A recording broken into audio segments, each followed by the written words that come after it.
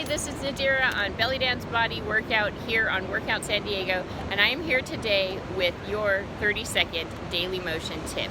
So since February, we want to be aware of our heart, not only for Valentine's Day, but for our health.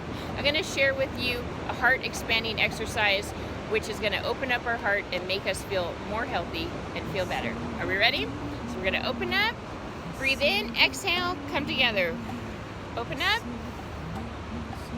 Exhale. Open up. Exhale. Ready? As you breathe in, lift your chin. Exhale. Also breathe in, lift your chin, lift your eyes up to the sky. Exhale. Breathe in. Breathe out. In. Out.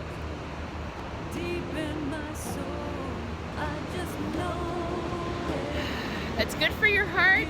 It's also a really warm and welcoming exercise, so it makes us feel great.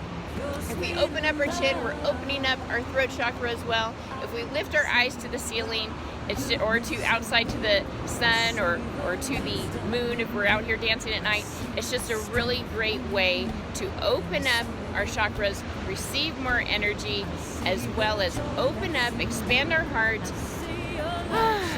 And it's also just preparing us for a hug, right? So stay tuned.